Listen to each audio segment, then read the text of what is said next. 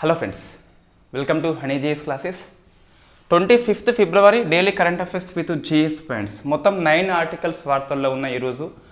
అందులో ఒక ఆర్టికల్ మనము ఈవినింగ్ స్కిప్ చేస్తున్నాం, అంటే 26th కరెంట్ అఫైర్స్లో డిస్కస్ చేద్దాం. సో అది చూస్తే house consumption expenditure survey 22nd 23rd report అని చెప్పేసి ఎన్ఎస్ఓ ఎవ్రీ 5 yearsకి ప్రచురిస్తుంది. 2011-12 రిపోర్ట్ మనకి అందుబాటులో ఉంటుంది. 17-18 ఇన్ఫ్యాక్ట్ అది ఎన్ఎస్ఓ ప్రచురించలేదు. 22-23లో మరొకసారి 10 ఏళ్ళ అనంతరం వచ్చింది కాబట్టి కంపల్సరీ ఈ రిపోర్ట్ అధ్యయనం చేయాలి. స్కిప్ చేయొద్దు, ఓన్లీ పోస్ట్ పోన్ చేస్తున్నాం ఈవినింగ్. సో కొంచెం అధ్యయనం చేయాల్సి ఉంది రిపోర్ట్ మీద. ఏం లేదు, ఈ గ్రామీణ ప్రాంతంలో పట్టణ ప్రాంతంలో గృహ వినియోగం అనేది ఎలా ఖర్చు చేస్తున్నారని చెప్పేసి అది చెప్తుంది. సో మనం డిస్కస్ చేయాలి ఎలా ఖర్చు చేస్తున్నారని చెప్పేసి, దేని మీద ఎక్కువ దేని మీద తక్కువ అని చెప్పేసి, గ్రామీణ ప్రాంతంతో పోలిస్తే పట్టణ ప్రాంతంలో ఎలా ఉందని చెప్పేసి ఇన్ఫ్యాక్ట్ గతంలో ఉన్న రిపోర్ట్తో కంపేర్ చేస్తూ అధ్యయనం చేయాలి. అది మనకి ఎకనామీ కూడా గ్రూప్ 2లో సిలబస్లో ఉంది. మిగతా 8 ఆర్టికల్ చూస్తే, సో ఫస్ట్ వస్తుంది ఎన్సీపీ యొక్క శరద్ పవార్ పార్టీకి ఎన్నికల సంఘం కొత్త గుర్తుని కేటాయించడం జరిగింది. సో మనం డిస్కస్ చేసిన ఫస్ట్ ఏం జరిగింది అంటే, సో ఎన్సీపీలో చీలిక వచ్చింది. In fact Ajit Pawar party and Sharad Pawar party అని చెప్పేసి ఈ పంచాయతీ ఎన్నికల సంఘం దగ్గరికే పోతుంది. సో గుర్తింపు పొందిన రాజకీయ పార్టీ కాబట్టి సో చీలిక వచ్చినప్పుడు ఈ ఒరిజినల్ పార్టీ ఎవరిదని చెప్పేసి ఎన్నికల సంఘం డిసైడ్ చేస్తుంది as per Sadiq Ali case ప్రకారము. సో ఎన్నికల సంఘం డిసైడ్ చేసింది ఈ ఎన్సీపీ పార్టీ అనేది ఇన్ఫ్యాక్ట్ అజిత్ పవార్ పార్టీ అని చెప్పేసి డిసైడ్ చేయడం జరిగింది. సో ఇన్ఫ్యాక్ట్ ఎన్సీపీ పార్టీ యొక్క గడియారం గుర్తుని కూడా ఈ అజిత్ పవార్ యొక్క వర్గానికి కేటాయిస్తుంది. సో మనం ఇదంతా డిస్కస్ చేసినాం. అదే క్లాసులో ఇంకేమున్నదంటే ఒక క్వశ్చన్ మార్క్ కనిపిస్తుంది. ఆ క్వశ్చన్ మార్క్ ఏంటి అంటే, ఈ చీలిక అనంతరం మనకు శరద్ పవార్ వర్గం ఉంటుంది కదా, వీళ్ళేం చేయాలి అంటే కొత్త పార్టీ నేము ఒకటి పెట్టుకోవాలి. కొంతమంది ఎమ్మెల్యేలు కలిగి ఉంటారు కాబట్టి సో ఎన్సీపీ పార్టీ పెట్టుకోకూడదు, కొత్త పార్టీ పెట్టుకోవాలి. అదే ఎన్సీపీ శరద్ పవార్ పార్టీ అని చెప్పేసి ఉన్నది. సో ఇది మనం డిస్కస్ చేసినాం. పార్టీ గుర్తు ఏంటి అంటే ఇన్ఫ్యాక్ట్ బోర ఊదుతున్న వ్యక్తి అని చెప్పేసి నిన్న మనకి పేపర్లు రావడం జరిగింది. ఒకసారి ఇది చూసుకోండి. సో ప్రశ్న వస్తే రావచ్చు, దగ్గరలో మనకి ఎగ్జామ్స్ ఉన్నాయి కాబట్టి group 1 prelims both APPSC TSPSC వాళ్ళకి. సో బోర ఊదుతున్న వ్యక్తి అని చెప్పేసి గుర్తు పెట్టుకోవాలి. ఎన్సీపీ పార్టీ గుర్తు కూడా అవసరమే, మన కరెంట్ ఇష్యూ కిందకి వస్తుంది. రైట్. సో ఇక్కడ కొన్ని జిఎస్ ప్యాంట్స్ మనం చూస్తే టీఎస్పీఎస్సీ వాళ్ళకి జిఎస్ ప్యాంట్స్ ఎక్కువ వస్తాయి మనకు గ్రూప్ 1 ప్రిలిమ్స్ లోపల. ఇన్ఫ్యాక్ట్ ఒక రాజకీయ పార్టీ చీలిక వచ్చినప్పుడు ఆ చీలిక గురించి ఎవరు డిసైడ్ చేస్తారు అంటే, అది గుర్తింపు పొందిన పార్టీ అయితే ఎన్నికల సంఘం డిసైడ్ చేస్తుంది. ఒకవేళ అది only register party but recognised party కాదు, అటువంటి పార్టీ చీలిక వస్తే గిట్ట వాళ్ళ పంచాయతీ అంతర్గతంగా వాళ్ళే నిర్ణయం తీసుకోవాలి. లేకుంటే సో మనకి కోర్టులో కేసు వేసి నిర్ణయం తీసుకోవాలి. ఎన్నికల సంఘం నిర్ణయం చేయదు, కేవలము గుర్తింపు పొందుతూనే. నెక్స్ట్ ఈ ఎన్సీపీ పార్టీ మనం ఫస్ట్ చూస్తే, మరి ఈ పార్టీ యొక్క రాష్ట్ర స్థాయి హోదా ఉంటుందా? ఉండదు. ఎన్సీపీ పార్టీకి ఉన్నది కానీ సో జాతీయ పార్టీ హోదా పోయింది ఎన్సీపీది. సో ఇన్ఫ్యాక్ట్ మనకి ఈ ఎన్సీపీకి చూస్తే ఎటువంటి హోదా లేదు. ఇది కేవలం ప్రజెంట్ చూస్తే నమోదిత పార్టీ అని చెప్పేసి మాత్రమే పిలుస్తాం. ఇది ఎన్నికల పర్ఫార్మెన్స్ బట్టి దానికి రికగ్నైజ్ ఇవ్వాలన్నా లేదని చెప్పేసి ఎన్నికల సంఘం డిసైడ్ చేస్తుంది. ఇది మనకు క్లియరు. సో ఇన్ఫ్యాక్ట్ 2 పార్టీల పేరు గుర్తుపెట్టుకోవాలి, దాంతోపాటు వాటి గుర్తులు గుర్తుపెట్టుకోవాలి, వాళ్ళ వర్గం ఎవరని చెప్పేసి గుర్తుపెట్టుకోవాలి. సో రెండవ ప్రశ్న మనకి ఇన్ఫ్యాక్ట్ జాగ్రఫీ కిందకి వస్తుంది. సుదర్శన్ సేతు లేదా famous known as signature bridge అని చెప్పేసి పిలుస్తాం. నిన్న మనకి మోడీ గారు దీన్ని ఇన్ఫ్యాక్ట్ లాంచ్ చేయడం జరిగింది. సుదర్శన్ సేతు లేదా సిగ్నేచర్ బ్రిడ్జ్ అని చెప్పేసి మనకి ఇండియన్ ఎక్స్ప్రెస్ ఆర్టికల్ పేర్కొంటుంది. బట్ మన ఆర్టికల్లో కొద్దిగా ఒక డౌట్ మనకి కనిపిస్తుంది. ఇది భారతదేశంలో అతి పొడవైన తీగల వంతెన అని చెప్పేసి పిఐబి ఆర్టికల్, ఎక్స్ప్రెస్ ఆర్టికల్ 2 పేర్కొనే, బట్ పొడవులో మనకి వ్యత్యాసం కనిపిస్తుంది. యాజ్ పర్ పిఐబి ఆర్టికల్ చూస్తే 2.232 km అని చెప్పేసి ఉన్నది. ఎక్స్ప్రెస్ ఆర్టికల్ చూస్తే 4.272 km అని చెప్పేసి ఉన్నది. ఇది మనం క్లారిఫై తీసుకోవాలి. ఏం లేదు, జస్ట్ మనం గూగుల్ సెర్చ్ చేస్తే డిఫరెంట్ పేపర్స్ కొన్ని వస్తూ ఉంటాయి. హిందూ అని చెప్పేసి అది వస్తుంది, అందులో మనం చూస్తే తెలుస్తుంది. సో మనం నిన్న హిందూ పేపర్ చూడలేదు, అందుకే మనకు ఇది క్లారిటీ లేదు కాబట్టి సో ఇది నేను నెక్స్ట్ క్లాస్లో క్లారిటీ ఇస్తాను. మేబీ 2.32 అయి ఉండొచ్చు, బట్ 4.72 అని చెప్పేసి మనకి హిందూ ఆర్టికల్ అయితే ఎక్స్ప్రెస్ ఆర్టికల్ అయితే ఇవ్వడం జరిగింది. రైట్.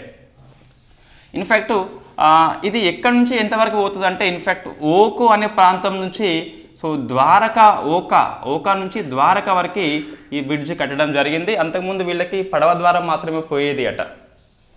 సో మనకి ద్వారకా అనేది పురాతన నగరం అని చెప్పేసి పిలుస్తాం, సో శ్రీకృష్ణ జన్మభూమి అని చెప్పేసి. నెక్స్ట్ ఇన్ఫ్యాక్ట్ ఈ ద్వారకా అనేది మనకు సముద్రంలో మునిగిపోయిందని చెప్పేసి కొంతమంది నమ్ముతారు. ఇక్కడికి నిన్న మోడీ గారు వెళ్ళి సో ప్రార్థన చేయడం జరిగింది, కొన్ని కాషన్స్ తీసుకొని, అంటే జాగ్రత్తలు తీసుకొని వెళ్ళడం జరిగింది. సో మనకి నిన్న ఏపీపీఎస్సీ గ్రూప్ 2 క్వశ్చన్ అది.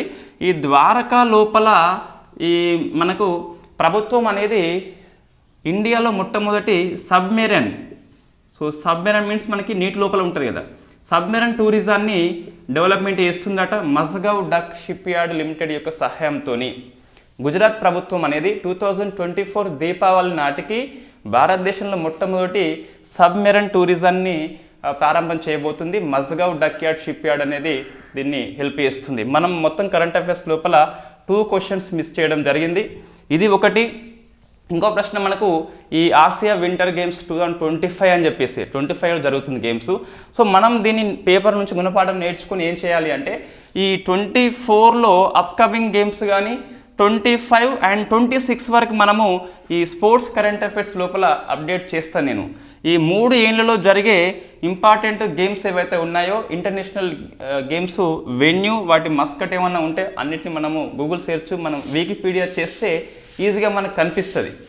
సో ఇవన్నీ 3టిని మనం కంపల్సరీ నోట్స్లో అప్డేట్ చేసుకోవాలి. ప్రశ్న వస్తే రావచ్చు, ఒకసారి వచ్చింది మళ్ళీ వస్తుందని కాదు, బట్ మనం కొంచెం గుణపాఠాలు నేర్చుకోవాలి.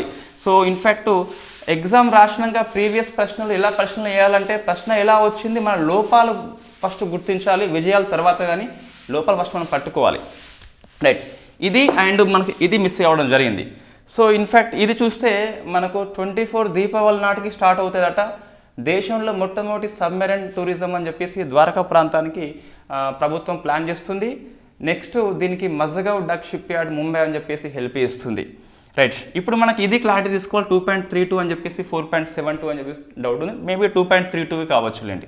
రైట్, ఇది మనకు పేరు అవసరము. సో ఇది రాష్ట్రం ఎక్కడంటే మనకి సో గుజరాత్లో ఉన్న సో ఇన్ఫ్యాక్ట్ కచ్ సముద్రం అని చెప్పేసి అక్కడ మనకు కనిపిస్తుంది. ఇది జాగ్రఫీ ఆర్టికల్. ఇంకో జాగ్రఫీ ఆర్టికల్ మనకి వార్తల్లో ఉంది. ఇన్ఫ్యాక్ట్ షాపూర్ కంది ప్రాజెక్ట్ అని చెప్పేసి వార్తల్లో ఉంది. సో షాపూర్ కంది ప్రాజెక్టు. సో ఇన్ఫ్యాక్ట్ ఇది జమ్మూ కాశ్మీర్ ప్లస్ పంజాబ్ యొక్క విద్యుత్ కోసం అని చెప్పేసి పంజాబ్ ప్రభుత్వం దీన్ని నిర్మిస్తుంది. ఇది వాస్తవంగా మన పివి నరసింహారావు ఉన్నప్పుడే స్టార్ట్ అయింది వాస్తవంగా, బట్ జమ్మూ కాశ్మీర్ పంజాబ్ ప్రభుత్వాల మధ్య విభేదాల కారణంగా ఇన్ని రోజులు మనకి పెండింగ్ ఉండిపోయింది. మళ్ళీ పిఎం మోడీ గవర్నమెంట్ వచ్చినాక తిరిగి లాంచ్ చేయడం జరిగింది. సో నిన్న ఇది స్టార్ట్ అయింది అట. సో షాపూర్ కాందీ ప్రాజెక్ట్ వచ్చేసి రావి నది మీద నిర్మిస్తున్నారట. సో రావి నది ఇన్ఫ్యాక్ట్ మనకు జమ్మూ కాశ్మీరు ప్లస్ పంజాబ్ 2 ప్రభుత్వాల కోసం అని చెప్పేసి విద్యుత్ ఉత్పత్తి కోసము, దాంతోపాటు కొద్ది వరకు నీటిపారుదల కోసం అని చెప్పేసి మనకు ఎక్స్ప్రెస్ ఆర్టికల్ పేర్కొంటుంది. సో ఇక విద్యుత్ అన్నప్పుడు 206 మెగావాట్స్ అండి. కొంచెం ఒకసారి నెంబర్స్ మీద కొంచెం ఫోకస్ చేయండి ఏపీపీఎస్సీ వాళ్ళు కూడా. సో నెంబర్స్ మనకి ఫ్రీక్వెంట్లీ ఎగ్జామ్లో వస్తున్నాయి. సో మనం నోట్స్లో రాస్తున్నాము, ఒకసారి చూసుకోండి. 206 మెగావాట్స్ అని చెప్పేసి చూసుకోవాలి. సో జమ్మూ కాశ్మీర్ ప్లస్ పంజాబ్ కోసం అని చెప్పేసి దీన్ని నిర్మిస్తుంది. రైట్, ఇక్కడ ఒకటి మనకి డిస్ప్యూట్ కనిపిస్తుంది. సో రావి నది మీద ఈ ప్రాజెక్ట్ కనుక నిర్మిస్తే సో పాకిస్తాన్కి రావి నది వాటర్ పోవండి. సో మనకి రావి మీద పూర్తి రెస్పాన్సిబిలిటీ ఉన్నది వాస్తవంగా. అయితే ఈ ఇండస్ వాటర్ ట్రీటీ అని చెప్పేసి మనము పాకిస్తాన్ ప్లస్ ఇండియా మధ్య జరిగింది కదా. సో వరల్డ్ బ్యాంక్ అనేది బ్రోకరిజం చేస్తుంది. అందులో ఇండియా తరపున మనకి ఇన్ఫ్యాక్ట్ బియాస్ అని చెప్పేసి, రావి అని చెప్పేసి, సట్లేజ్ అని చెప్పేసి ఉంటే, అటువైపేమో చినాబు, జీలం, ఇండస్ అని చెప్పేసి ఉంటే దీన్ని మనం ఈజీగా గుర్తుపెట్టుకోవచ్చు. పాకిస్తాన్ వైపు నదులు చూస్తే CJI, chief justice of India అని చెప్పేసి, ఇండియా వైపు చూస్తే బీఆర్ఎస్ పార్టీ అని చెప్పేసి మనం ఈజీగా గుర్తుపెట్టుకోవచ్చు. అయితే ఈ రావి నది యొక్క వాటర్ మనకు రావి నది ముఖ్యంగా హిమాచల్ ప్రదేశ్లో పుట్టి పంజాబ్ గుండా, పాకిస్తాన్లో పంజాబ్ గుండా వెళ్ళి చినాబ్లో ఇన్ఫ్యాక్ట్ కలిసిపోతుంది. ఇక్కడ చూస్తే ఈ ప్రాజెక్టు వల్ల రావి నది యొక్క వాటర్ పాకిస్తాన్కి పోవు అని చెప్పేసి మనకు ఆర్టికల్ చెప్తుంది. సో ఇది పాకిస్తాన్ ఇండియా మధ్య డిస్ప్యూట్ కాబట్టి సో రాష్ట్రాల పేర్లు, దాని యొక్క ప్రయోజనం ఏంటి అని చెప్పేసి కూడా మనం గుర్తుపెట్టుకోవాలి. ఎన్ని మెగావాట్స్ అని చెప్పేసి గుర్తుపెట్టుకోవాలి. 206 అని చెప్పేసి 206 అని చెప్పేసి పిలుస్తాం. So very very famous project. ఏంటది మనకు రావి అని చెప్పేసి. సో లాహోర్ పట్టణం మనకు రావి నది ఒడ్డున ఉంటుందని చెప్పేసి నెంబర్ ఆఫ్ టైమ్స్ మనకి జీకేలో ప్రశ్న రావడం జరిగింది ఉమ్మడి ఏపీపీఎస్సీ ఉన్నప్పుడు. సో షాపూర్ ఖాందీ ఇన్ఫ్యాక్ట్ ఇది పంజాబ్ ప్లస్ జమ్మూ కాశ్మీర్ కోసం అని చెప్పేసి గుర్తుపెట్టుకోవాలి.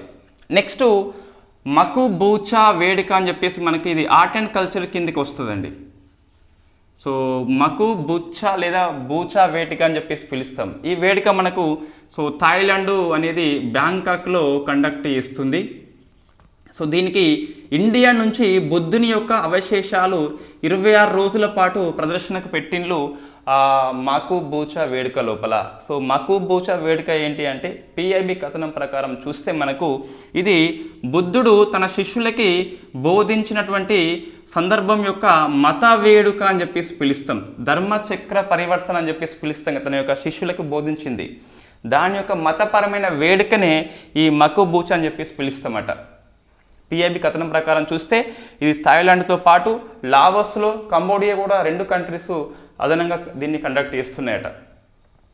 సో మనకి మకుబూచా అని చెప్పేసి వార్తల్లో ఉన్నది బుద్ధుడు లేదా బుద్ధ భగవానుడు తన శిష్యులకి చేసిన బోధన యొక్క మతపరమైన వేడుకనే మకుబూచా అని చెప్పేసి పిలుస్తాం. థాయిలాండ్లో వెరీ వెరీ ఫేమస్ అట. సో ఇండియా నుంచి బుద్ధుని యొక్క అవశేషాలు పోవడం జరిగింది.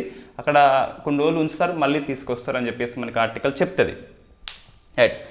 ఈ థాయిలాండ్ లోపల దక్షిణ బౌద్ధ మతం వెరీ వెరీ ఫేమస్. దాన్ని థెరవాద బౌద్ధ మతం అని చెప్పేసి పిలుస్తాం. సో థెరవాద బౌద్ధ మతం అని చెప్పేసి పిలుస్తాం. Famous known as south Buddhism అని చెప్పి దాన్ని పిలుస్తాం. సో అది థాయిలాండ్లో మాత్రమే మనకి వెరీ వెరీ ఫేమస్. ఎక్కువ ఫేమస్ అనేది అక్కడ. ఏది బౌద్ధ మతంలో రకాలు ఉంటాయి, అందులో ఈ థెరవాద బౌద్ధ మతం అని చెప్పేసి ఒకటి, దాన్ని దక్షిణ బౌద్ధ మతం అని చెప్పి పిలుస్తామట. రైట్. అది మనకి పిఐబి న్యూస్లో వచ్చింది. సో హిస్టరీలో ఇంకా ఎక్కువ వస్తే ఇక్కడ మనకి అంత అవసరం లేదు. నెక్స్ట్ డిఫెన్స్ ఆర్టికల్ వార్తల్లో ఉన్నది Dharma Guardian. So Dharma Guardian exercise అనేది సో ఇది 5th ఎడిషన్ అండి. 5th edition. So editions number గుర్తుపెట్టుకోవాలంటే ఒకసారి చూసుకోవాలి. మరి మన ఎగ్జామ్ 1-2 months ముందునే బాగా చూసుకోవాలి. సో మనకి మిలన్ ఎక్సర్సైజ్ ఎగ్జామ్లో వచ్చింది. It is the 12th edition. మనం డిస్కస్ చేసినాము. అది ఫిబ్రవరి 19 స్టార్ట్ అయింది, 27th వరకు కొనసాగుతుంది. మరి ఎగ్జామ్ జరిగింది నిన్న కదా, అది ఎట్లా వచ్చిందంటే అది నిజంగా అక్టోబర్ మాసంలో జరిగిన ఫస్ట్ టైం పేర్కొన్నారు కాబట్టి అక్టోబర్ కరెంట్ అఫైర్స్ అండి. అది మిలన్ 2024 అనేది సో ఎవ్రీ 2 years జరుగుతుంది. ఇన్ఫ్యాక్ట్ విశాఖ హోస్ట్ చేస్తుంది. సో మనం అక్టోబర్ కరెంట్ అఫైర్స్ లోపల ఆల్రెడీ పేజ్ నెంబర్తో సహా నేను మెన్షన్ చేసిన. సో అక్కడ చూస్తే మనం October current affairs not February current affairs అని చెప్పేసి పిలుస్తాం. రైట్. ఎగ్జామ్కి బిఫోర్ 15 రోజుల ముందు సరిపోతుంది. ఇది జపాన్ ప్లస్ ఇండియా మధ్య సైనిక ఎక్సర్సైజు. ఇది వార్షికంగా జరుగుతుంది. It is the 5th edition అని చెప్పేసి ఈసారి రాజస్థాన్లో ఉన్న మహాజన్ ప్రాంతము హోస్ట్ చేస్తుంది. సో ఉద్దేశం ఏంటి అంటే మనకు సెమీ అర్బన్ ప్రాంతం లోపల బెస్ట్ ప్రాక్టీసెస్ని ఈ జపాన్ ప్లస్ ఇండియా అనేది షేర్ చేసుకుంటాయట. సో వాళ్ళు ఉత్తమ అభ్యాసాలు, మన ఉత్తమ అభ్యాసాలు వాళ్ళు షేర్ చేసుకోవడం జరుగుతుంది. సో రాజస్థాన్లో ఉన్న మహాజన్ ప్రాంతం అని చెప్పేసి గుర్తుపెట్టుకోవాలి. రైట్. నెక్స్ట్ ఐఎల్ఓ కన్వెన్షన్ మనం డిస్కస్ చేయడం జరిగింది. ఇన్ఫ్యాక్ట్ మనకి ఎక్స్ప్రెస్లో థాయిలాండ్ అని చెప్పేసి ఇవ్వడం జరిగింది, బట్ అది ఫిలిప్పీన్స్గా మనం మార్చుకోవాలి. హిందూ పేపర్లో చూస్తే ఫిలిప్పీన్స్ అని చెప్పేసి రావడం జరిగింది. సో ఐఎల్ఓ యొక్క 190 కన్వెన్షన్ చూస్తే ఇది ఫిలిప్పీన్స్ కంట్రీ అండి. So Philippines country in fact Asia లోపలనే ఫస్ట్ దేశము ఈ ఐఎల్ఓ 190 కన్వెన్షన్ని ఒప్పందాన్ని ఆమోదించిన 38th కంట్రీ ప్రపంచంలో మన ఆసియా లోపల ఫస్ట్ది. మన ఇటువంటిది ఫస్ట్ ఇన్ న్యూస్ అని చెప్పేసి ఇన్ఫ్యాక్ట్ ఇది మనం బాగా చదువుకోవాలి. సో మనకి నిన్న నేపాల్ క్వశ్చన్ రావడం జరిగింది. సేమ్ సెక్స్ మ్యారేజ్ కోసం అని చెప్పి సౌత్ ఏషియా లోపల మనం డిస్కస్ చేసినాం అనుకుంటే అది. సో అట్లా ఇటువంటిది ఇన్ఫ్యాక్ట్ నేరుగా ప్రశ్న వస్తుందండి ఫస్ట్ ఇన్ న్యూస్ అని చెప్పేసి. నిన్న మన పేపర్లో చూస్తే దాదాపు 5 నుంచి 6 ప్రశ్నలు ఫస్ట్ ఇన్ న్యూస్ అని చెప్పేసి మనకి ఉన్నాయి. సో అట్లా అని చెప్పేసి ఇదే చదవాలంటే ఇది కాదు, ఇది తప్పనిసరిగా అధ్యయనం చేయాలి. సో ఫిలిప్పీన్స్ అని చెప్పేసి మనకి వార్తల్లో ఉంది. What is the ILO 190 convention? ఒక సబ్జెక్ట్ మనం నేర్చుకోవాలి ఈ బిట్సే కాకుండా. అంటే జనరల్గా మనకు కార్యాలయం లోపల, ఆఫీస్ లోపల ఈ కార్మికుల పట్ల మంచి వాతావరణం కల్పించాలి, వేధింపులు ఉండొద్దని చెప్పేసి ఈ ఒప్పందం చెప్తుంది. దీన్ని ఆమోదించిన ఫస్ట్ కంట్రీ ఆసియా లోపల ఫిలిప్పీన్స్ అని చెప్పేసి, ప్రపంచవ్యాప్తంగా చూస్తే 38th కంట్రీ అని చెప్పేసి ఉంది. నెక్స్ట్ వెరీ ఫేమస్ FATF యొక్క మీటింగ్ మనకి జరిగింది ప్యారిస్ లోపల. సో ఆ సమ్మిట్ యొక్క outcomes very very important. Financial action task force అని చెప్పేసి సో ప్యారిస్లో మనకి మీటింగ్ పెట్టుకున్నారు. ఇన్ఫ్యాక్ట్ దీనికి రాజా కుమార్ వచ్చేసి సో అధ్యక్షుడిగా, సింగపూర్ వ్యక్తి ఫస్ట్ ఆసియా వ్యక్తి అని చెప్పేసి పిలుస్తాం. సో 22 నుంచి 24 వరకు ఇతను పనిచేస్తే 24లో మనకి ఇతని పదవీకాలం అయిపోతుంది. సో ఇప్పుడైతే మీటింగ్కి ఎవరు అంటే రాజకుమారి చైర్మన్గా పనిచేసిండు. రైట్, ఇది మనకి ప్యారిస్లో ఎవ్రీ ఇయర్ 2 times జరుగుతుందండి. ఇది చూస్తే మనకు సో అవుట్కమ్స్ ఏంటి అంటే రష్యాని అధికారికంగా కూటమి నుంచి బహిష్కరించడం జరిగింది. So very very famous. మనం ఇంతకుముందు కరెంట్ అఫైర్స్ డిస్కస్ చేసినాము. సో అప్పుడు కన్ఫర్మ్ కాలేదు, ఇది కన్ఫర్మ్ అని చెప్పేసి చెప్పడం జరిగింది. సో రష్యా యొక్క బహిష్కరణ అయిపోయింది. 40 దేశాల్లోకి వెళ్ళి ఒక దేశం వెళ్ళిపోయింది కాబట్టి FATFలో మనకి 39 మాత్రమే ఉంటాయి. 37 కంట్రీస్ ప్లస్ 2 కూటములు ఉంటాయి. 2 కూటములు ఏంటి మనకి? European commission, Gulf cooperation council అని చెప్పేసి 2 కూటములు, 37 కంట్రీస్ ఉంటాయి. ఇటీవల 40వ దేశంగా మనకు ఇండోనేషియా అని చెప్పేసి జాయిన్ అయింది. సో 40లకి అయ్యి ఒకటి మైనస్ కాబట్టి మనకు 39 అని చెప్పేసి వస్తాయి. ఇది 23rd ఇయర్ కరెంట్ అఫైర్స్ మనం గుర్తుపెట్టుకోవాలి. దేశం పేరు 40th కంట్రీగా ఇండోనేషియా అని చెప్పేసి జాయిన్ అయింది. 23rd ఇయర్లో కరెంట్ అఫైర్స్ అది. రైట్, సో రష్యా బహిష్కరణ చేయడం జరిగింది. సెకండ్ చూస్తే ఇంకొకటి, ఇటీవల మనకు FATF చూస్తే అది ఏం పని చేస్తుంది అంటే, ఫస్ట్ మనం 1989లో ఏర్పాటు అయినప్పుడు మనీ లాండరింగ్కు పనిచేసింది. సో మనీ లాండరింగ్ యొక్క నిరోధం కోసం పనిచేసింది. 2001లో దీని యొక్క అధికార పరిధి ఏషియన్లో విస్తరణ ఏషియన్లో సో వీళ్ళు టెర్రర్ ఫండింగ్ రాకుండా చూస్తుంది. రెండవ విధి ఇది. 2024లో ఏషియన్లో అంటే దీన్ని సో వర్చువల్ కరెన్సీకి కూడా నిఘా పెట్టినది. సో వర్చువల్ కరెన్సీ యొక్క నియంత్రణ కోసం అని చెప్పేసి వెరీ ఫస్ట్ టైం FATF యొక్క పరిధిలోకి రావడం జరిగింది. Very very famous. 1989లో మనకి G7 కంట్రీస్ ఈ FATFని ఏర్పాటు చేసినప్పుడు కేవలం మనీ లాండరింగే ఉండే. 2001లో చూస్తే టెర్రర్ ఫండింగ్ అని చెప్పేసి కొత్తగా యాడ్ చేసినాం. 24లో మనం నిన్న చూస్తే వర్చువల్ కరెన్సీ, క్రిప్టో కరెన్సీ అని చెప్పేసి యాడ్ చేయడం జరిగింది. So very very famous. Next చూస్తే మూడవది, సో కొత్త అధ్యక్షుడిగా మెక్సికో వ్యక్తి మనకు సో ఎలిసా డి అండా అని చెప్పేసి ఎన్నుకున్నారు. ఎలిసా డి అండా. ఇన్ఫ్యాక్ట్ మెక్సికో 24 జూలై నుంచి నియామకం అనేది అమల్లోకి వస్తుంది. మరొక 2 ఏళ్ల పాటు పదవిలో ఉంటుంది లేదా ఉంటాడు. అయితే మహిళ అని చెప్పేసి నాకు డౌట్ వస్తుంది. నాకు మార్నింగ్ టైంలో టైం లేక సెర్చ్ చేయలేదు. బట్ ఒకసారి మనం ఎలిసా డి అండా అని చెప్పేసి కొట్టిస్తే మన ముఖం కనిపిస్తుంది. సో మనం ఆడ మగ అని చెప్పి చెప్పొచ్చు. ఇన్ఫ్యాక్ట్ ఆడ అయితే మనకు వెరీ వెరీ ఫేమస్ క్వశ్చన్ అయిపోతుంది మహిళని అపాయింట్మెంట్ కాబట్టి. సో ఎలిసా డి అండా అని చెప్పేసి మీరు సెర్చ్ చేయండి. ఇన్ఫ్యాక్ట్ అమ్మాయి అబ్బాయి అని చెప్పేసి వస్తుంది. అమ్మాయి అయితే బాగా ఇంపార్టెంట్. అమ్మాయి కాకుండా కూడా మనకు ఎగ్జామ్ దృష్ట్యా అపాయింట్మెంట్ అనేది రావచ్చు కాబట్టి గుర్తుపెట్టుకోవాలి. ఈ 3 మనకి అప్డేట్స్ వచ్చినాయి FATF సమ్మిట్ లోపల. సో ప్యారిస్ సమ్మిట్ లోపల. ఇంకొంచెం మనం చూసుకున్నట్లయితే ఎప్పుడు వచ్చే ప్రశ్న, FATF 2 లిస్టులు మెయింటైన్ చేస్తుంది, గ్రే లిస్టు, బ్లాక్ లిస్ట్ అని చెప్పేసి. సో బ్లాక్ లిస్ట్లో మనకు 3 కంట్రీస్ ఉన్నాయి. ఉత్తర కొరియా ఉంది, ఇరాన్ ఉన్నది, మయన్మార్ అని చెప్పేసి గుర్తుపెట్టుకోవాలి. ఇవి 3 కంట్రీస్ మనకు ఎప్పటికీ ఉంటున్నాయి బ్లాక్ లిస్ట్ లోపల. గ్రే లిస్ట్ మనకు లిస్ట్ అయితే అవసరం లేదు, కానీ ఇది ఒక హెచ్చరిక. మీరు జాగ్రత్త తీసుకోకుంటే మిమ్మల్ని బ్లాక్ లిస్ట్లో పడేస్తామని చెప్పేసి అది ఒక హెచ్చరిక అని చెప్పేసి అది మెయింటైన్ చేస్తుంది. ఇటీవల పాకిస్తాన్ FATF యొక్క గ్రే లిస్ట్ నుంచి రిమూవ్ చేయడం జరిగింది. సో ఇది మనకి FATF గురించి very very famous. International relations లోపల మనము ఇది ఎప్పుడు రాసుకుంటూ ఉంటాం FATF గురించి. నెక్స్ట్ ఇంకొకటి ఇంటర్నేషనల్ అఫైర్స్లో డెవలప్మెంట్ వచ్చింది. CSTO నుంచి ఆర్మేనియా దేశం అనేది వైదొలిగింది. బహిష్కరణ చేయలేదు, ఇదే వైదొలిగింది. సో మనం ఆల్రెడీ ఇంటర్నేషనల్ రిలేషన్స్ కోసం అని చెప్పేసి ఒక కరెంట్ అఫైర్స్ ఇయర్ రౌండప్ చేసి ఉన్నాము. దాంతోపాటు నోట్స్ పెట్టి ఉన్నాము. ఇది ఒక బెస్ట్ రిఫరెన్స్గా మనం ఉపయోగం చేసుకోవచ్చు ఐఆర్ కోసం అని చెప్పేసి. సో అందులో ఇవన్నీ అప్డేట్ చేసుకుంటూ ఉండాలి. CS2 మనకు అందులో ఉన్నదా? ఎస్ ఉన్నది. సెంట్రల్ ఆసియా దగ్గర మనకు కనిపిస్తుంది. USSR విచ్ఛిన్నమై మనకు సెంట్రల్ ఆసియా అని చెప్పేసి 5 కంట్రీసే ఏర్పాటవుతాయి. సో 5 కంట్రీస్ రక్షణ కోసం అందులో 2 కంట్రీస్ చేరవనుకోండి, రష్యా ప్లస్ ఆ 3 కంట్రీస్ బెలారస్ ఆర్మేనియాతోని CS2 కూటమి ఏర్పాటవుతుంది. It is a military alliance అండి, నాట్ పొలిటికల్. మిలిటరీ అంటే ఏంటి? మనకు రక్షణ కోసము ఈ కూటమి పనిచేస్తుంది. సో ఇందులో ఏమున్నాయి?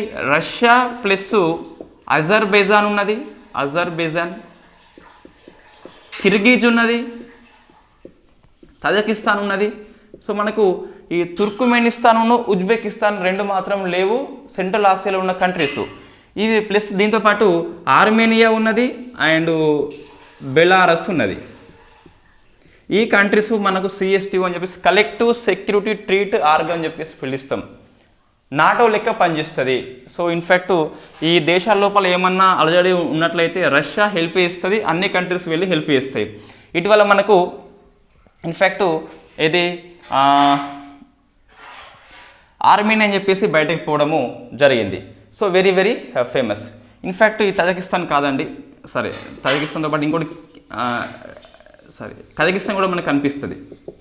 ఇటీవల మన కజకిస్తాన్లో ఇన్ఫ్యాక్ట్ చమురు ధరలు పెరిగినాయని చెప్పేసి ఆ దేశ పౌరులు ధర్నా చేస్తే రష్యా వెళ్ళి మనకు హెల్ప్ చేయడము జరిగింది. సో అందుకోసం అని చెప్పేసి మనకు ఈ కజకిస్తాన్ మనకి వార్తల్లో కనిపిస్తుంది. రైట్. సో ఈ అజర్బైజాన్ లేదండి, అది ఎందుకు వస్తుంది? మనకు మొత్తం మీద 3 కంట్రీసే మనకు కనిపిస్తాయి. ఏది? సెంట్రల్ ఆసియా లోపల కిర్గిజ్ ఉన్నది, కజకిస్తాన్ ఉన్నది, తజకిస్తాన్ ఉన్నది. 3 కంట్రీసే కనిపిస్తాయి మనకు. సో 2 కంట్రీస్ లేవని చెప్పేసి చెప్పిన. తుర్క్మెనిస్తాన్ లేదు, ఉజ్బెకిస్తాన్ లేదు. సో ఈ 3 కంట్రీస్ మాత్రం మనకు ఉన్నాయి. దాంతోపాటు ఆర్మేనియా అని చెప్పేసి బెలారస్ అని చెప్పేసి ఉన్నది. రైట్. ఇప్పుడు ఏమైంది అంటే ఇంతకుముందు ఇది పనిచేసిందా CS2 అంటే పనిచేసింది. 22nd ఇయర్ కరెంట్ అఫైర్స్లో మనకు కజకిస్తాన్లో అల్లర్లు జరిగినప్పుడు ఈ చమురు రేటు పెరిగినప్పుడు సో రష్యా వెళ్ళి సైన్యం వెళ్ళి సో అక్కడ హెల్ప్ చేస్తుంది. ఇప్పుడు ఆర్మేనియా మనకు సో ఆర్మేనియా వర్సెస్ అజర్బైజాన్ అని చెప్పేసి ఉంటుంది. సో ఈ మన జియో పాలిటిక్స్ లోపల ఇది డిస్కస్ చేసినాం మనము. ఐఆర్ నోట్స్లో వెళ్ళి జియో పాలిటిక్స్ మనకు లాస్ట్ చాప్టర్లో ఉంటుంది. అక్కడ ఇజ్రాయెల్ పాలిస్తీనా అని చెప్పేసి, పాకిస్తాన్ ఇరాన్ అని చెప్పేసి, అజర్బైజాన్ ఆర్మేనియా అని చెప్పేసి మనకి ఇవన్నీ వార్తల్లో ఉంటాయి. అయితే ఇన్ఫ్యాక్ట్ ఇక్కడ ఈ మధ్య గొడవ ఏంటి అంటే ఇదేమో ఆర్మేనియా, ఇది అజర్బైజానియా. ఇక్కడ నాగర్నో కోరాబాకో అనే ప్రాంతం ఉంటుంది. ఇన్ఫ్యాక్ట్ ఈ ప్రాంతం అనేది భౌగోళికంగా చూస్తే అజర్బైజాన్లో ఉన్నది. ఇక ఉన్న పౌరులు మాత్రము ఆర్మేనియా పౌరులు, కాబట్టి డిస్ప్యూట్ తప్పనిసరి. సో ఈ ప్రాంతం కోసం మనకు 2 దేశాలు యుద్ధం చేసుకుంటున్నాయి. ఏమంటున్నా అంటే నాగర్నో కోరాబాక్ ప్రాంతం వచ్చేసి ఎక్కడ ఉన్నది? అజర్బైజాన్లో ఉన్నది. ఆర్మేనియా జాతి వచ్చేసి అదే ప్రాంతంలో ఉన్నారు. సో ఇక్కడ జియోగ్రాఫికల్గా చూస్తేనేమో అజర్బైజాన్ కంట్రోల్లో ఉంటే పీపుల్ పరంగా చూస్తేనేమో ఆర్మేనియా వాళ్ళు ఎక్కువ ఉన్నారు. కాబట్టి యుద్ధం జరుగుతుంది. సో ఇక్కడ రష్యా మాకు హెల్ప్ చేయట్లేదు, ఉక్రెయిన్ వార్లో పడిపోయింది, CS2ని పట్టించుకోవడం లేదని చెప్పేసి కజకిస్తాన్కి అప్పుడు హెల్ప్ చేయడం జరిగింది. మాకెందుకు హెల్ప్ చేస్తలేవు అని చెప్పేసి నేను తప్పుకుంటున్నా అని చెప్పేసి ఆర్మేనియా బయటకు పోవడం జరిగింది. అందుకోసం అని చెప్పేసి డిస్కస్ చేస్తున్నాం. So Russia plus Kyrgyz, Kazakhstan, Tajikistan, Armenia, Belarus నుంచి ఆర్మేనియా బయటకు పోవడం జరిగింది. సో ఇది మనకు వార్తల్లో ఉన్న కూటమి నుంచి ఒక దేశం బయటకు అయింది కాబట్టి కూటమి గుర్తుపెట్టుకోవాలి. CS2 యొక్క హెడ్ క్వార్టర్ మనకి మాస్కోలో ఉంటుంది. సో CS2 యొక్క పని ఏంటి? మిలిటరీ పనులు చేస్తుంది సభ్య దేశాల మధ్య రక్షణ కోసం అని చెప్పేసి. ఆ విధి చేయడం లేదు కాబట్టి నేను పోతున్నా అని చెప్పేసి ఆర్మేనియా చెప్పింది. సెంట్రల్ ఆసియా అనేది మనకు USSR నుంచే బయటకు వస్తుంది. సో అప్పుడు రక్షణ కోసం అని చెప్పేసి రష్యా ఇటువంటి కూటమిని ఏర్పాటు చేస్తుంది. అందులో 2 కంట్రీస్ మనకి జాయిన్ కాలేదు. తుర్క్మెనిస్తాన్ అని చెప్పేసి పిలుస్తాం, ఉజ్బెకిస్తాన్ అని చెప్పేసి పిలుస్తాం. రైట్. మనకి ఇది కిర్గిజ్ మనకి నిన్న APPSలో ప్రశ్న వచ్చింది. స్నో లియోపార్డ్ అనేది నేషనల్ ఎంబ్లమ్గా గుర్తించింది. నెక్స్ట్ ఈ హౌస్ కన్జంప్షన్ ఎక్స్పెండిచర్ సర్వే రేపు డిస్కస్ చేద్దాం. తర్వాత తెలంగాణ కోసం చూస్తే సో చిన్నారెడ్డి అని చెప్పేసి వార్తల్లో ఉన్న వ్యక్తి వెరీ వెరీ ఫేమస్. రాష్ట్ర ప్రణాళిక సంఘం యొక్క ఉపాధ్యక్షుడిగా నియామకం చేయడం జరిగింది. క్యాబినెట్ మంత్రి హోదా ఉంటుంది కాబట్టి వెరీ వెరీ ఫేమస్. ఇంకోటి 317 జీవో అండ్ 46 జీవో మీద మంత్రివర్గ ఉపసంఘం అనేది నియామకం చేయడము జరిగింది. సో ఈ చూస్తే ఈ సంఘానికి చైర్పర్సన్గా ఎవరు రాజా నరసింహ అని చెప్పేసి ఉన్నాడు. సో సభ్యులుగా చూస్తే మనకు ఇన్ఫ్యాక్ట్ సభ్యులుగా చూస్తే